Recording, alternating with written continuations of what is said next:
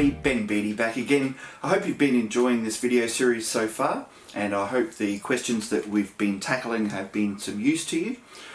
Ultimately, what we're looking for is to get the best return on investment for your solar system. So finding out how to design a system the best for you around your needs is the questions that we're tackling right now. So today's question, what I want to talk about is the best direction for solar.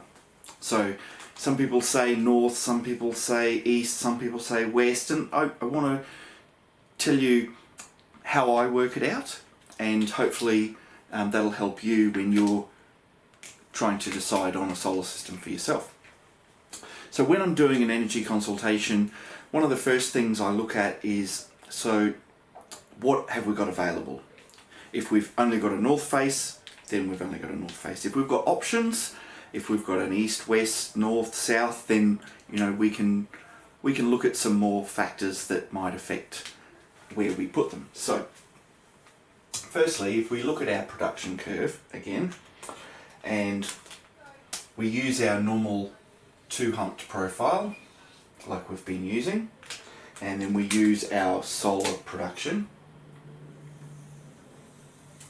you see the nice bell curve that we've got there. So with a normal solar production like this, we perhaps cover a little bit of power in the morning. We're going to cover our power during the day, and we might even cover some power in the afternoon, depending on when that power is used. So if our come home and we've got power coming on in the afternoon, something like that, so we can cover that power there as well.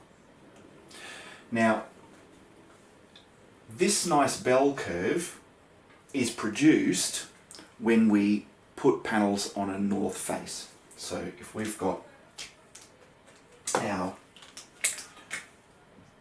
6, 12, 6 time of day again, then middle of the day, the sun is to the north of us and we're going to be making the most amount of power. That's the maximum production that your solar system can make, is when it's facing north. But there's no point making that power if you're just going to send it all back to the grid. Now in some instances we might want to make as much as we can, like when we're doing a battery system, we want to be able to use this power here, put it into our battery, and then we can use it at night. So that's a strategy that we can use. But if we're just talking about a normal grid connected system, then what we're going to look at is when you're using your power. So for a lot of people, we use power in the morning, we use power in the afternoon, and a north face is going to, while it makes the maximum amount of power for us, we miss out on a lot of this, what I call the shoulder periods of the day.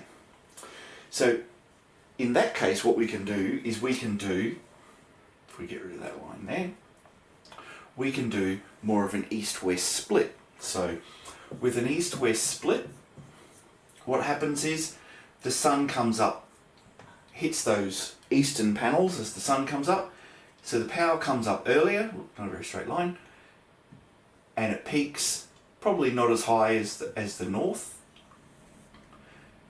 and then the west takes over and drops back down like that. So we end up with a much squarer production curve. But you'll notice that what we get is we pick up a bit more in the morning and a bit more in the afternoon. So that can be very useful, and it's certainly one of the things I'm looking for when we are designing a solar system. Now, what's another strategy that we can use? Well, let's say everybody's out the house early in the morning, and so there's not a lot of power being used in the house when the sun comes up. But everybody's coming home from work earlier in the day, so maybe 3 o'clock you're getting home from work and you're using a lot more power in the afternoon. Well, in that case, it would make more sense to load up the west face with panels. So the solar production might start slower but it's going to give us that bell curve that's skewed further to the west. That way we're picking up more of that afternoon power when you're going to use it. Another thing that we can use orientation of panels for is things like running timers on pools. So in which case, you know, we've got perhaps we've got the pool coming on in the morning. Say, forget the other load, say the pool comes on in the morning, pool comes on in the afternoon. In that case, an east-west split again is going to give us that squarer production curve. So I hope you can see there that it's not all about the maximum amount of kilowatt hours, although it is nice to make as many kilowatt hours as we can. What's more important is that we make the power when you want to use the power, because every kilowatt that you produce, every kilowatt hour that you produce from your solar system that you use to run your house is worth the cost of power to you, which is about 28 cents. If we're making that nice big north face production curve, we might end up with a bit more production for the whole day, but we're going to be exporting more of that back to the grid.